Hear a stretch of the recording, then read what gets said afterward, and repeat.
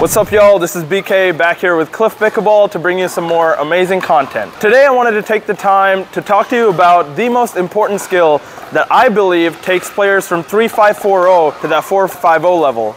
This skill is something that will definitely help take your game to the next level. It's one of the hardest skills to master, but once you practice this particular skill, it will definitely take your game from here all the way up to there, and you're gonna dominate the courts. So when we look at a pickleball court, the obvious places to play the game from are the kitchen line and the baseline. Skills from these areas are normally practiced all the time. People always practice their dinks, their serves, their returns, the third shot drops, the drives, but there is one area of the court that will really help you take your game to the next level. The kitchen line and the baseline are great to playing 3-5 and below, but if you want to take your game to the next level, you have to master the middle of the court. Some people call it the no man's land, and I call it the transition zone. This is the skill we're going to learn today. So right here we have the baseline.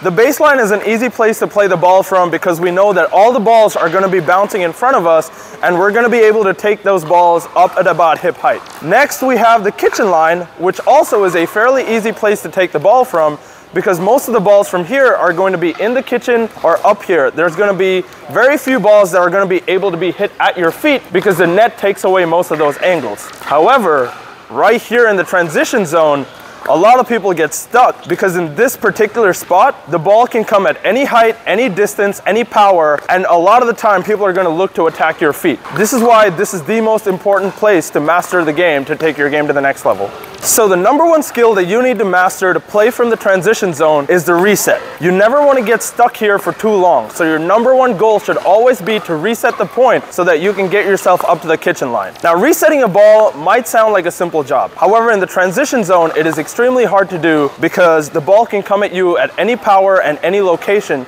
so you have to be ready for everything. Now let's talk about the mechanics of the reset from the transition zone. The first thing you want to make sure to do while you're in the transition zone is get low. The lower you are, the better, because while you're here, any powerful drive that comes to you at about waist high or above, you can let go because the baseline is so close to you that those balls are going out. The only balls you really need to worry about are the ones that are about thigh high and below. So these are the balls that will stay inside the court that you'll need to reset back into the kitchen. Now the way to do this is try and have an open face. An open face will allow you to take that ball over the net and back down. The next thing you want to do is make sure that you have soft hands. You never want to jerk the ball too hard on this spot because then you're going to pop it up and then overhead's a lot harder to deal with. So once again, get low, have an open face, and have soft hands. Once you do this, the next step is anticipation. You never want to get caught too far in the middle where they can attack your forehand or your backhand. If you prefer, most people like to defend with their backhand, so try to overplay your backhand a little bit and take most of the balls in your backhand arc. If you can take your balls in your backhand arc, that's going to make it a lot easier for you to get most of those balls that are coming at your feet. So what you want to do is get low, play your backhand side with an open face, and use your soft hands to simply try and reset that ball back into the kitchen. Do not use your elbow a lot. Anytime you're trying to use your elbow, you're going to lose control of the ball. What I like to do is have a slightly firm wrist and lock up my elbow to where I can just reset the ball easily just by opening my face in any of these different zones. Once again, if that ball comes about waist high or above, I'm letting that go because that ball is going out for sure. The other really important thing to note here in the transition zone is you never want to be running or moving while you're trying to defend from here. The really important thing is if you're running or moving, you're not going to be able to control that ball the way you want to. Your goal is as soon as you hit that ball and you're walking into the transition zone, the second your opponent is about to hit the ball, you need to stop and just wait for it. The second you set your feet, that's going to help you control the ball with just your paddle.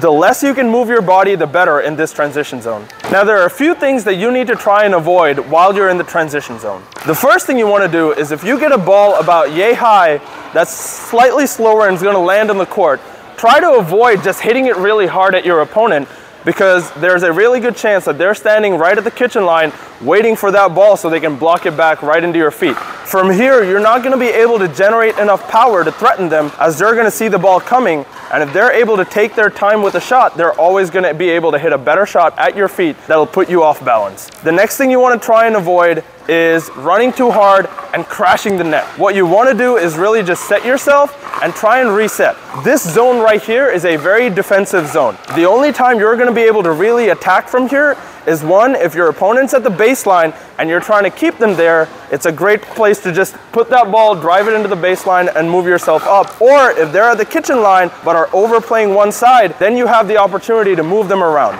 If they're simply standing at the kitchen waiting for you to hit the ball back at them, you have to try and reset the ball.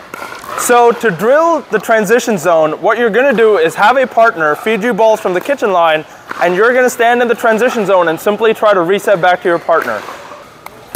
Into the kitchen, trying to make sure that you're defending those balls. So what you're gonna do is simply reset these balls back into the kitchen. Try to open your face, have slightly softer hands, and utilize your resets.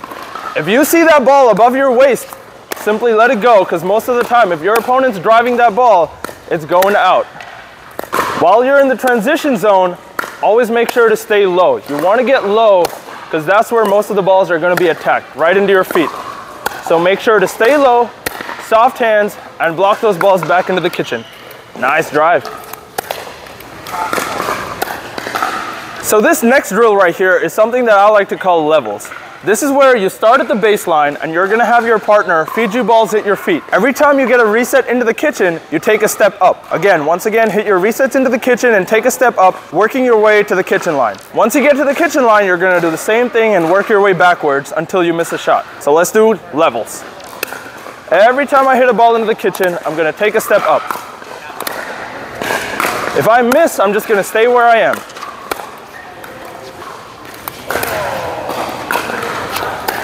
Every time I hit a ball into the kitchen, I'm gonna make my way up. Once I get to the kitchen line, I'm simply gonna do the same thing and work my way backwards.